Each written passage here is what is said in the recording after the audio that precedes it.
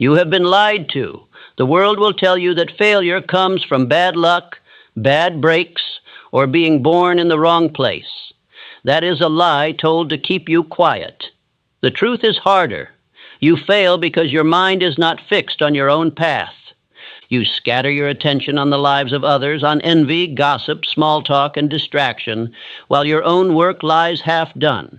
And every day you do it, you steal from your own future and give your best hours to nothing. I am not here to comfort you. I am here to call you out and give you the remedy. Give me this 1 hour, and I will show you the law that will end this theft forever, a law that will make you unshakable, unmovable, and dangerous to any obstacle in your way. Ignore it, and you will join the millions who waste their power watching others use theirs.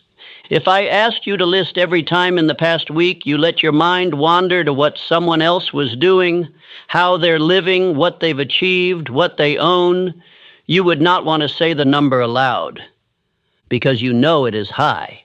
You know it is eating your focus, your time, your life. Here is the truth. No one says to your face, you cannot rise while watching another man climb. You cannot build while your eyes are on another man's wall. The reason you are not where you want to be is not because the chance has not come. It is because when it came, your mind was elsewhere. In this speech, I will give you the weapon to stop it. It will not make you comfortable. It will make you powerful.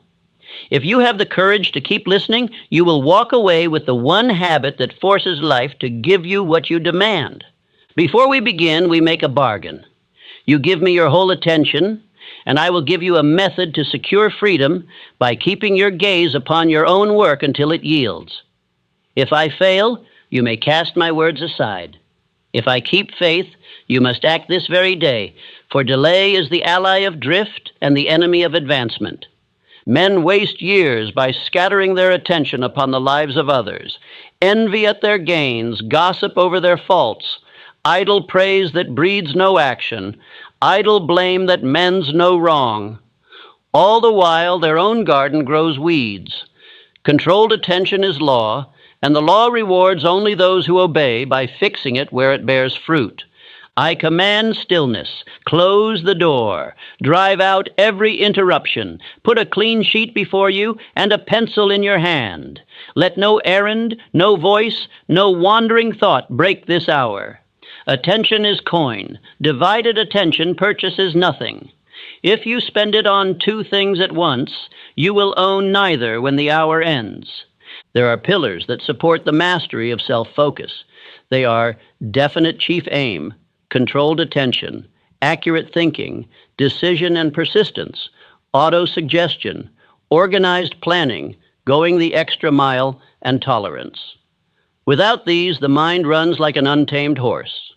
With them, it becomes the trained steed that carries you to your goal.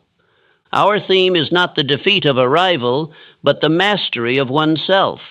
Not watching the race, but training your own stride until the tape breaks in your hand. The man who keeps his eyes on another's lane will stumble in his own. The man who runs to his own pace will finish where he planned, no matter who passes or lags beside him. For 30 days, you will order yourself as follows. Read your definite chief aim each morning. Give 1 guarded hour to study. Keep a ledger of where your attention is spent. Render extra service beyond what is paid for. Meet with 2 to 5 allies in perfect harmony, and close each night with an honest account of your progress. The history of success is the history of such focus. Edison, holding to 1 lamp until it burned as he willed. Ford, holding to 1 model until it served the common man. Woolworth, holding to 1 simple plan until his counters circled the land. Carnegie, holding to 1 purpose, strengthened by able men. Rockefeller, holding to saving and orderly method until fortune was his servant. Speak now this seed of affirmation. I fasten my attention upon my own work. I shut my mind against idle talk.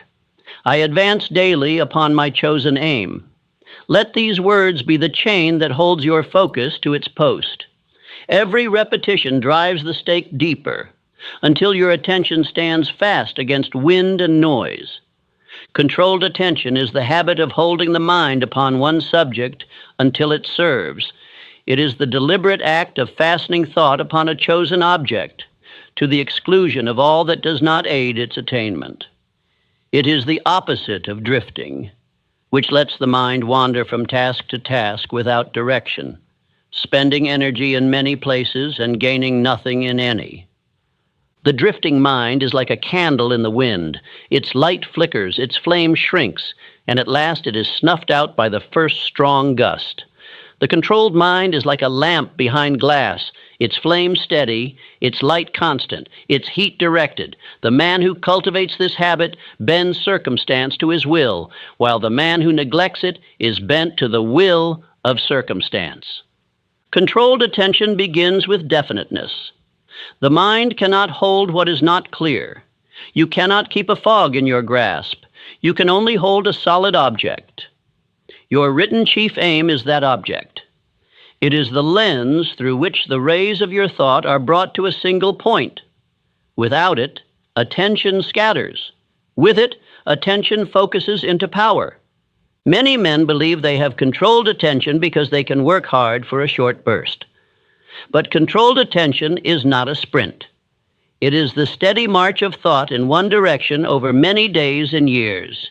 It is not the rush of sudden enthusiasm, but the quiet persistence that ignores distraction and turns aside every idle suggestion that does not serve the aim. There are two roads before every man, the spectator's road and the builder's road. On the spectator's road, you look often at the work of others. You measure your progress against theirs. You watch their gains, their mistakes, their applause, their scorn. You spend more time observing than advancing. The builder's road is different.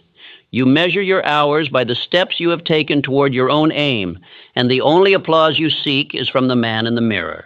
The mind is like a field. Whatever seed you plant and tend will grow.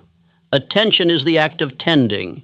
If you give it to envy, complaint, or idle pleasure, those weeds will fill the ground and choke the good plants. If you give it to your chief aim and water it daily with thought and action, the harvest will be certain. One of the most certain tools for fixing attention is autosuggestion. Each morning and each night, you speak your chief aim aloud with feeling. Feeling is the water that nourishes the seed. Repetition is the sun that warms it. Without feeling, the words are as seed on stone. Without repetition, the soil is cold and the seed lies dormant. Autosuggestion is not mere wishing. It is the deliberate, emotional command to your subconscious mind to hold the picture of your aim until it becomes part of your nature. When the picture is fixed there, it begins to influence your choices, your actions, and even the opportunities that present themselves to you. What you hold in mind with faith, you will hold in hand with action. Consider the example of Edwin C. Barnes. His aim was to become a business partner of Thomas A. Edison. He did not wander from this aim. He did not divide his thought between this and other ventures. He held to it as a mariner holds to the compass. When he began, he had no money and no position. But his controlled attention fixed the mind of Edison upon him, and in time, the aim was fulfilled. Think also of Dr. Frank W. Gonzalez. For years, he held in mind the plan to build a college for young men without means. He spoke of it, thought of it, worked toward it, until the image was so fixed in his mind that it seemed inevitable. When the time came, Philip D. Armour answered the call with the funds, not because of a chance meeting, but because of years of prepared attention. George Eastman, creator of the great photographic enterprise, fastened his mind upon the idea of making photography simple for the public. He did not shift to other industries or chase passing fads. His attention was fixed until the tools, the knowledge, and the men were gathered to make it real. This is the law in action. The steady gaze upon one aim until it yields. The exercises for mastering controlled attention are simple but exacting. First, close your ears to useless opinion. Much of what passes for conversation is nothing more than mental rubbish that clutters the mind. Every time you listen to gossip or unproven talk, you rent your attention to another man's error. Second, mark each hour's object before you begin the hour. If the hour is for study, study. If it is for work, work. If it is for rest, rest.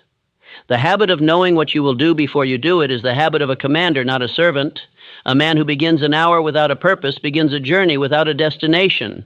Third, refuse every task that does not move the aim forward. Opportunity often comes disguised as activity, but not all activity is opportunity. A busy life is not always a productive life. Measure each request for your time against your chief aim, and if it does not serve, let it pass.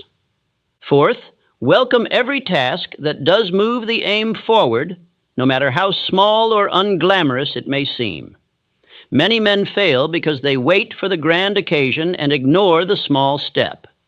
Controlled attention treats each small step as a brick in the wall, each necessary to complete the structure. Controlled attention also requires that you govern not only your thoughts but your senses. What you look at, what you listen to, what you read, all are seeds. If they do not serve the aim, they will crowd it out. A man cannot fill his eyes and ears with trifles all day and then expect his mind to deliver gold at night. You will know your attention is under control when you can bring your mind back to your aim at will, as a trained falcon returns to the glove.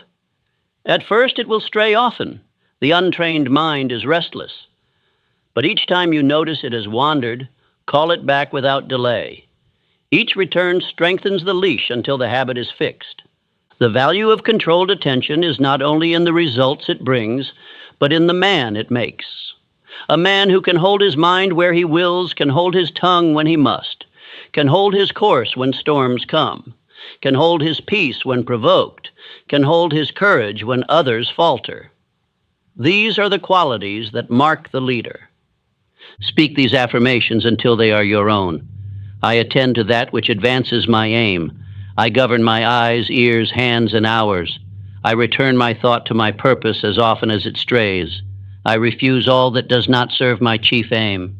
These lines are not charms. They are commands to yourself, and the self will obey the voice it hears most often. When you master controlled attention, you will find that time seems to increase. This is because you are no longer wasting hours on paths that lead nowhere. Each step is chosen, each act measured, each result deliberate. The days of scattered effort and vague hope will be behind you, replaced by ordered labor and certain reward. Controlled attention is the guard at the gate of your mind. Without it, any passing thought can enter and set up camp. With it, only those thoughts that serve your aim may pass. This guard must be always on duty, for the enemy does not rest. Distraction is always at the gate, clothed in the garments of interest, urgency, or pleasure. To live without controlled attention is to live as a reed in the wind, bending to every gust. To live with it is to live as a tree, rooted deep, unmoved by passing storms, growing always toward the light you have chosen. This is not theory. It is the experience of every man who has risen from obscurity to power by the steady gaze upon his own path. When you have trained your attention, you will look back and wonder how you once lived without it. You will see the wasted years, the empty hours, the chances missed because your eyes were elsewhere. And you will guard your attention as you guard your purse, knowing that its theft is the theft of your future. Remember always, you cannot serve two masters, and you cannot hold two aims. Fix your attention upon the one that is worthy of your best, and give it without reserve. This is the law of controlled attention, and it will not fail you if you do not fail it. Controlled attention is power, but without guarding the gates of your mind, that power will be stolen. Guarding the gates means deciding what enters your mind and what is turned away. It means keeping watch over your thoughts with the same vigilance a banker keeps over his vault. You cannot allow the unworthy to enter and still expect the worthy to remain. The first guard at the gate is accurate thinking. This is the habit of separating fact from mere opinion, truth from rumor, useful counsel from idle talk. The average man admits all thoughts freely, then wonders why his mind is crowded with confusion. The wise man examines each idea before giving it lodging. He tests it, asks for proof, and accepts it only if it passes the standard of truth. Accurate thinking requires that you accept counsel only from men whose results prove their wisdom. The world is full of advisors whose lives give no evidence of success. To take their direction is to follow a blind guide into a pit. If you would build a bridge, you would seek an engineer, not a dreamer. If you would build a fortune, you must seek counsel from one who has built his own. You must also recognize the 6 basic fears, for they are thieves of focus. They slip through unguarded gates and distract the mind from its aim. They are the fear of poverty, fear of criticism, fear of ill health, fear of loss of love, fear of old age, and fear of death. Of these, the fear of poverty and the fear of criticism are the most dangerous to your daily attention. The fear of poverty makes the hand tremble when it should sign a bold order. It causes the mind to fix on what may be lost instead of what may be gained. It weakens resolve and keeps a man from taking the very step that would end his want. If you allow this fear inside your gates, it will whisper hesitation at every decision. The fear of criticism keeps men small.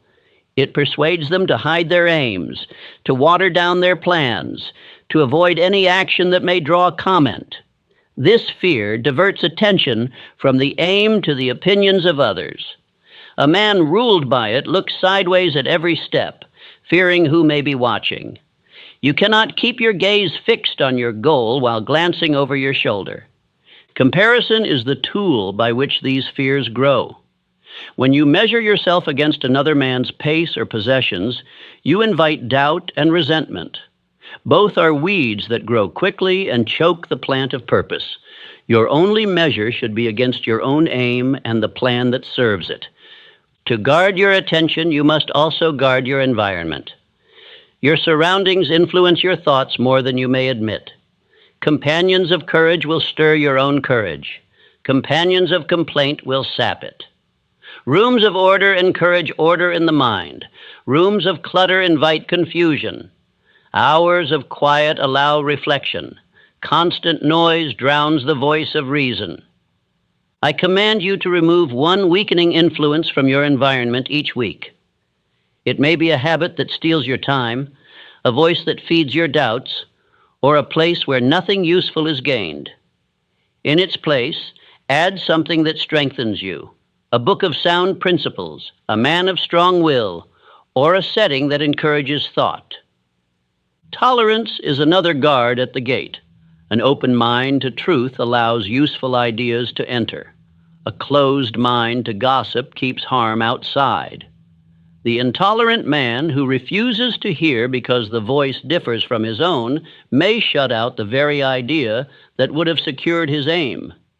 The over-tolerant man who hears all and accepts all will fill his mind with weeds. You must hold the balance, open to truth, closed to falsehood. The golden rule is the law that protects your name. When you deal fairly, when you render to every man the service you would have rendered to yourself, you need not spend your attention defending your reputation. A clean name is a shield that frees your mind for its work. Those who must constantly explain or excuse themselves have little focus left for building. Consider Abraham Lincoln. Throughout his career, he endured storms of criticism. He was called weak, reckless, slow, or hasty, often in the same week. Yet he did not abandon his fixed purpose. He weighed the facts, kept his counsel, and acted when ready. His attention was upon preserving the Union, not upon silencing every voice against him. Think also of John Wanamaker, who built a mercantile empire while keeping the confidence of the public. His dealings were clean, his service fair, his promises kept. He did not spend his days fighting suspicion, for none was justified. His mind was free to attend to growth, order, and improvement. To train your own guards, keep a 7-day attention ledger. For 1 week, record where your mind has been each hour. Mark the hours spent on your aim, and mark the hours lost to distraction. At the end, you will see clearly which gates stand open to thieves. Close them. Write down 3 names whose voices must be limited, those who weaken your resolve or feed unworthy thoughts. Limit your time and words with them. Then write 3 names whose counsel strengthens you, whose lives bear proof of their wisdom. Increase your time with them and seek their advice when needed. Speak this affirmation daily. I close my mind to idle talk. I weigh facts. I choose companions who strengthen my attention. I guard my gates against fear and falsehood. I admit only what serves my aim. Speak it until the words are not merely spoken but acted upon. Your mind is your fortress. Controlled attention is its treasure. Accurate thinking is the lock on the gate. A chosen environment is the wall. Tolerance and the golden rule are the laws that keep the peace within. Keep these guards at their posts, and your attention will remain free to serve your purpose without interruption. No man can keep every distraction away, but every man can decide which distractions are allowed to stay. The difference between the successful and the drifting is not that one faces fewer intrusions. It is that one admits fewer through the gates. Every thought admitted becomes a resident. Choose your residence with care. You will find that as your gates grow stronger, the quality of what enters will improve. Those who once brought you gossip will stop when they see it is unwelcome. Those who once doubted you will remain silent when they see your steady advance. In time, your very presence will discourage idle talk and invite purposeful conversation. Guarding the gates is not a single act, but a daily habit. It must be renewed each morning and kept until night. It must be tested often, for even a small opening can let in a thief. But once you have made it part of your nature, it will protect your attention as surely as the walls of a fortress protect its treasure. Each morning begins with the same act. Before you speak to another, before you take up the tools of the day, take your written chief aim in hand. Stand, read it aloud slowly, and give each word the weight of truth. Speak as though you are announcing what is already yours. See it in your mind, hear the sounds of its completion, feel the pride of having attained it. When you finish reading, declare, "This is my aim. I give my mind and my day to it. I refuse all that does not lead me nearer." These words are the key that locks your attention to the right course before the first distraction arrives. They turn the mind from drift to direction, from the crowd's noise to your own clear path. Place your written chief aim where your eyes will meet it many times a day. It should be on your desk where you work, beside your bed where you rise and lie down, in your pocket so you carry it as you carry your purse. Every time your eyes find it, stop for a moment and speak one line. I attend to this and nothing else until it is done. This act is more than reminder. It is reinforcement. The mind does not remain fixed by a single morning's reading. It must be called back to its duty many times. Each glance at your aim, each repetition of the line, strengthens the cord that binds your attention to your chosen work. At midday, pause your labor and return your mind to your aim. Speak aloud. I return to my purpose. I take the next step now. Then perform the next act, no matter how small, that moves you forward.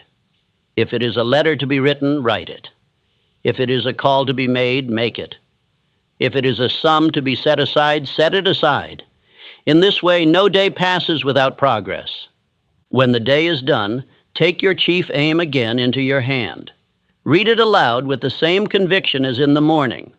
Then speak these lines. I kept faith with my aim today. I advanced it by this act. Name it aloud. Tomorrow I shall advance it by this act. Name the act you will perform. This closes the day with purpose and opens the next with decision. Do not treat this drill as a task to be finished quickly. Stand while you speak. Breathe deeply. Give the words time to sink into the mind. The tone of your voice and the steadiness of your posture are part of the command you give to yourself. A man who rushes through his aim as if it were a burden is telling his mind it is unworthy of time. Make this drill your daily law for 30 days without fail. Do it whether you feel eager or weary, whether the day before brought triumph or defeat. The habit is not built by the easy days, but by the hard ones. The man who can keep his focus in the face of discouragement has mastered himself. The man who loses it has mastered nothing. On the seventh day of each week, stand and speak this covenant aloud. I am the master of my attention. My attention makes me master of my fate. Say it as you would speak a vow that must be kept under all conditions. Repetition fixes belief. Belief fixes action. Action fixes results. This is the chain by which the aim becomes reality. You will find that in time, these lines begin to come to you unbidden during the day. This is proof that your mind has begun to accept them as law. When this happens, the work of keeping your focus becomes easier. The mind will return to the aim of its own accord as a trained hound returns to the scent. Yet even the trained mind will wander. If an idle, doubtful, or discouraging thought intrudes at any time, speak sharply to yourself. Stop. I choose my thought. Then replace it at once with your chief aim statement. This is not a game. It is the training of your own command over your mind. Each time you do this, the habit of control grows stronger. Understand that your chief aim is the compass. These spoken lines are the hand upon the compass. The compass alone cannot guide you unless the hand keeps it steady toward the right bearing. The hand alone without the compass cannot find the way.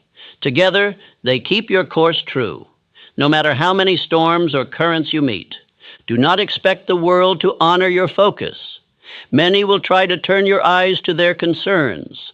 Some will do it without ill will, others to test your resolve. Your answer is simple. You have already chosen your work for the day, and you will not change it. The drill is your shield. It gives you the words and the will to keep your eyes where they belong. Do not neglect to name aloud the act by which you advanced your aim today, nor the act by which you will advance it tomorrow. The mind respects what is spoken and recorded. If you cannot name a single act that moved you forward, you must admit you drifted, and resolve that tomorrow will not find you so. In 30 days, you will see a change in yourself. The aim will no longer seem distant. It will seem as though you are walking toward it with measured steps. The noise of the crowd will fade. The call of your work will grow louder. Distractions will seem less tempting, for the habit of returning to the aim will have taken root. But do not stop at 30 days. This drill is not merely a tool for beginning. It is a tool for life. As long as you have aims, you will need the habit of daily focus. Change the aim when it is achieved. Keep the drill that helped you reach it. Each new purpose will find in you a mind already trained to serve it. Speak these affirmations often. I keep my eyes upon my aim. I advance it daily. I choose my thoughts and refuse all that does not serve my purpose. My attention is my servant, and it obeys me. Let these words be the law by which you govern your days, until they become the nature by which you live. Remember, no man wins by chance. Victory is the product of steady attention upon a worthy aim, kept alive by daily command and daily action.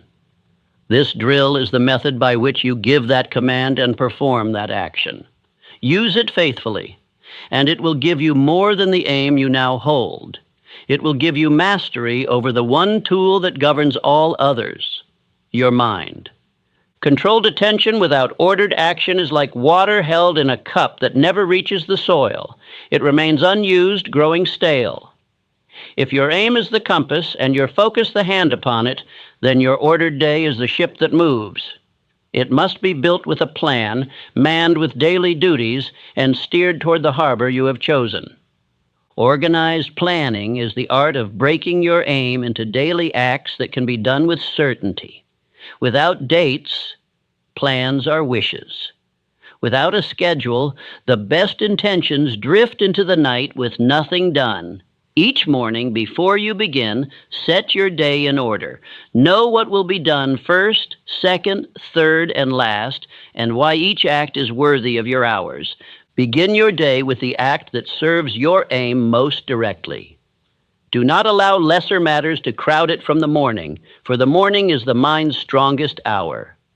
If you give that hour to trifles, you weaken the day before it has begun. The second act should multiply your usefulness, learning, preparing, or improving your method. The third should reduce waste. The fourth should strengthen an alliance. By this method, every day builds your aim on 4 sides: direct advance, increased value, reduced loss, and stronger allies. These are the 4 walls of the structure you are building. Leave any wall unattended and the building is weaker for it. Attend to all 4 each day, and your structure will rise with symmetry and strength. Tie to this plan the habit of going the extra mile. This means rendering more service than you are paid to render, and doing it with a willing spirit. The extra mile is not charity. It is investment. It is the surplus in quality and quantity of service that makes you worth more than you cost, and thus draws more opportunity to you. Keep a ledger of extra service. At the close of each day, write down what you did beyond what was expected. Do not leave it to memory. Memory fades. The written record will not only remind you of your growth, but will give you proof should you ever need to show why you are worthy of greater trust, pay, or partnership. Attention follows record. What you measure grows. The man who measures his extra service will look for ways to increase it. The man who measures nothing will soon find he is doing nothing beyond the bare minimum. This is why the ledger is as important as the service itself. It turns a single day's effort into a habit of effort. The ledger should have 3 columns. The first is for the act by which you advanced your aim today. The second is for the extra service you rendered. The third is for the seed you saved. At the end of each week, read the ledger aloud so you can hear the proof of your progress. This will strengthen your faith in yourself and in the law of cause and effect. Tie to this the habit of saving. Compare not your savings to another man's display. Many men own fine things, but nothing of value. Compare only to your own rising treasury of tools, books, and clean ventures. Let each coin saved be given a duty, whether to buy knowledge, better equipment, or opportunity when it knocks. Consider John D. Rockefeller, who kept strict accounts from his first wages. His order and his savings grew together, each strengthening the other. Or Charles M. Schwab, who rose from day labor by cheerful service and readiness to do more than was asked. Or Andrew Carnegie, who turned the order of his plans into an empire by surrounding himself with able men. By keeping an ordered day, you keep your mind free from the burden of constant choice. When you know in advance what must be done and when, you do not waste attention deciding in the moment. The plan has decided for you. This leaves more of your power for doing and less for debating. In ordering your day, guard also against overfilling it. A day too crowded with tasks will scatter your attention and weaken each act. Better to do 4 things with purpose and precision than 10 with haste and carelessness. Quality of attention is as important as quantity of work. Speak this affirmation each night as you review your ledger. My hours obey my aim. My service exceeds my pay. My savings become tools. I am the steward of my day. These words remind you that each day is both a trust and a resource to be spent wisely, never squandered. If you order your day, give extra service, keep a ledger, and save with purpose, your progress will be certain. The pace may be slow at first, but it will quicken. As your value increases, opportunity will come more often. You will be ready to seize it, for your attention, your service, and your means will all be in order. An ordered day is the foundation of an ordered life. Without it, you build on shifting sand.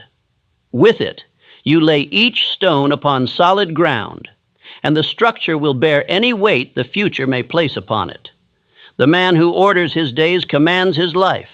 The man who lets his days scatter is commanded by chance. Comparison is the coward's mirror. It shows you another man's road and invites you to measure your step by his. But the man who builds does not borrow another man's pace. He moves by the measure of his own written aim. To glance at another's progress is to turn your head from your own path, and a man who runs while looking sideways soon stumbles. The first weapon against comparison is decision. Decide once and for all to refuse envy. Envy is wasted attention. It fixes your thought upon what belongs to another and steals the thought you could have given to your own work.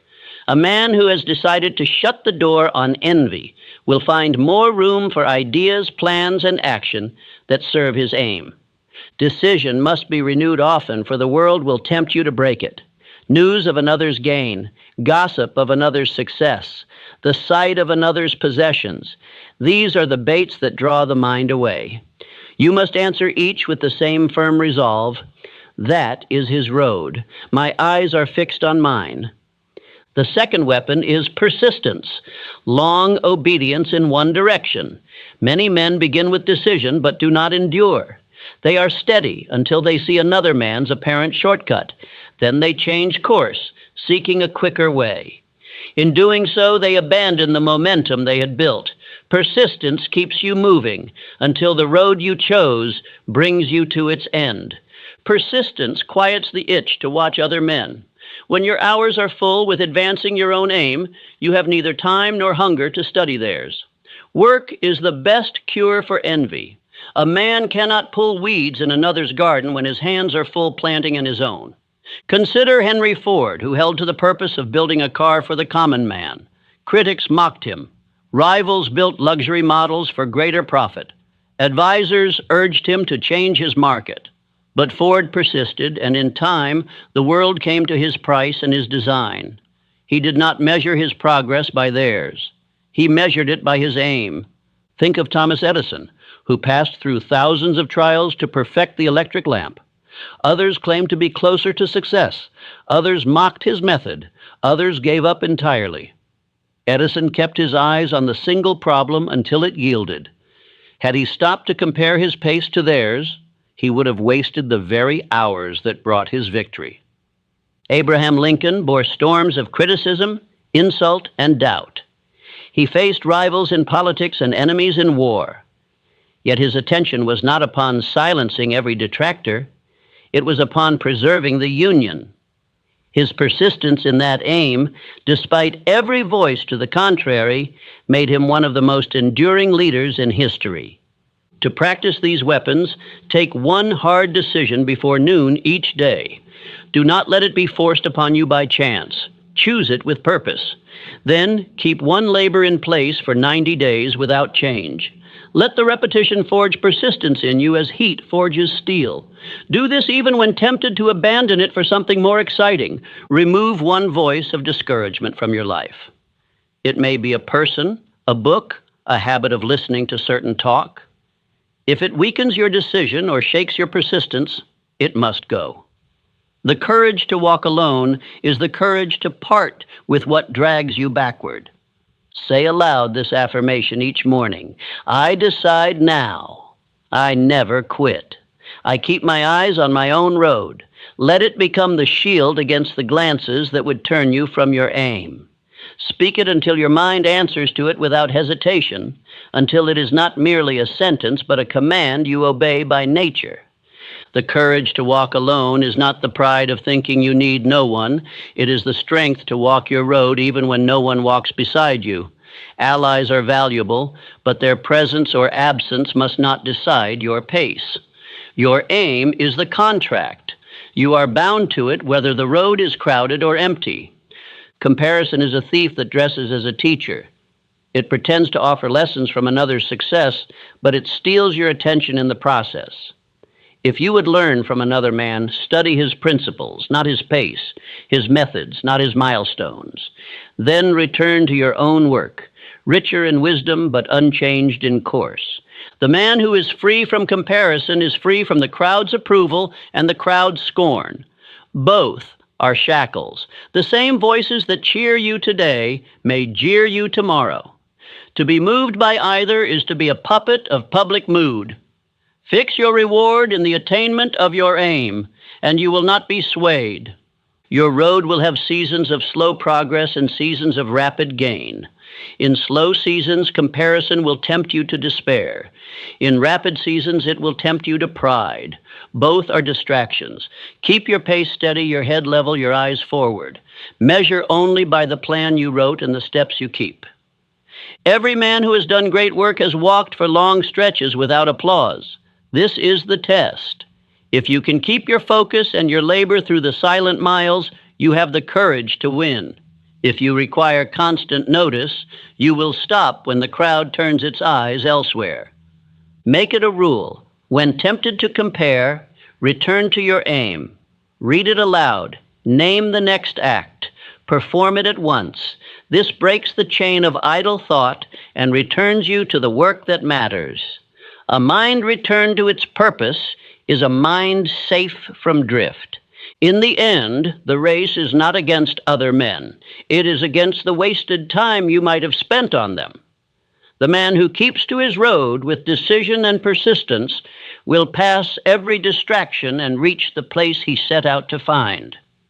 The man who wanders to look at others may see much, but he will finish little. The mastermind is one of the greatest powers a man can command, but it must be used as a mirror, not as a stage. A mirror shows you what is true. A stage tempts you to perform. The purpose of a mastermind is not applause or display. It is the blending of minds in harmony to strengthen each member's focus upon his own aim. To build such an alliance, choose from 2 to 5 men whose qualities complement your own. They must be men of integrity, skill, and persistence, not flatterers or idle talkers. One disloyal member can destroy the harmony that gives the mastermind its power. Choose as you would choose partners in a voyage where each man's conduct may save or sink the ship. Each member must have a definite aim, and each must know the aims of the others. In this way, the alliance becomes a set of mirrors, reflecting back to each man the truth of his progress. When you state your next step, your allies hold you to it. When they state theirs, you hold them to it. This is mutual accountability, the steel frame of the mastermind. The pledge of harmony is the foundation. Without harmony, there is no mastermind, only a meeting. Each man must agree to deal justly, to offer counsel without envy, and to receive it without pride. Discord drains the power of the group faster than any outside force. If it enters and cannot be removed, the cause of discord must be dismissed. Hold councils twice each week at fixed times. Begin every council with the reading of each member's definite aim. This brings every mind into alignment before the work begins. Then review the actions taken since the last meeting, the results obtained, and the obstacles met. Assign new actions to be completed before the next council. End in harmony. The exchange of benefits must be definite. Each man must give something the others can use, knowledge, skill, influence, or resources, and each must receive something in return. This is not charity. It is fair commerce of the mind. A man who takes without giving weakens the whole. A man who gives without taking undervalues his own worth. Use the mastermind as a place to test your plans against accurate thinking. Your allies should question your assumptions, point out your errors, and suggest improvements. This is the mirror. It shows you the flaws you cannot see alone. Accept correction as readily as praise, for the one sharpens and the other only pleases. Avoid using the counsel for gossip or complaint. These are poisons to focus. A mastermind is not a place to discuss the faults of absent men or the misfortunes of the world, except as these things directly affect the aims at hand. Every minute spent in idle talk is a minute stolen from constructive thought. Consider Andrew Carnegie, who surrounded himself with men of many talents, engineers, financiers, managers, and drew from each what he needed to build his steel empire. His counsels were not for display. They were for the work of building. Each man knew his role and gave his best, and together they produced results no single man could have matched. Think of George Eastman, who brought together scientists, craftsmen, and business minds to perfect his photographic products. He did not choose them for admiration or ceremony, but for their ability to add to the whole. In harmony, they turned a vision into a global industry. John Wanamaker ruled vast mercantile houses with orderly systems and trusted managers. His meetings were places of decision and planning, not of empty show. This kept his attention and theirs upon the work that mattered, and it built a business that bore his name with honor. To form your own mastermind, write the names of the men you would invite. Beside each name, write the value they would bring and the value you would offer in return. This will ensure the alliance begins on the ground of mutual respect and usefulness. Then write the Pledge of Harmony and have each man sign it. Fix the dates and times of your councils for at least 3 months ahead. A council that meets irregularly will drift into irregular thinking. Discipline in meeting breeds discipline in action. Keep a written record of every decision and task assigned, so that each man leaves with clear marching orders. If a member begins to use the council as a stage for boasting, for winning approval, or for pushing matters unrelated to the aims, address it at once. The mastermind exists to reflect and refine each man's focus, not to distract or impress. Better a smaller group in harmony than a larger one in disorder. Say aloud this affirmation before each council. We combine our minds in harmony. We plan our work and work our plan. Each man strengthens the other's focus. Let these words remind you that the purpose of the group is to sharpen attention, not scatter it. A true mastermind will increase your speed toward your aim, protect you from blind spots, and encourage you when the road is long. But it can do these things only if each member comes to serve as well as to be served, to listen as well as to speak, and to build as well as to receive. In the presence of such allies, you will see yourself more clearly. You will hear in their counsel the echoes of your own thoughts, refined and strengthened. You will find your attention sharpened by the knowledge that others expect you to act as you said you would, and you will offer them the same sharpening in return.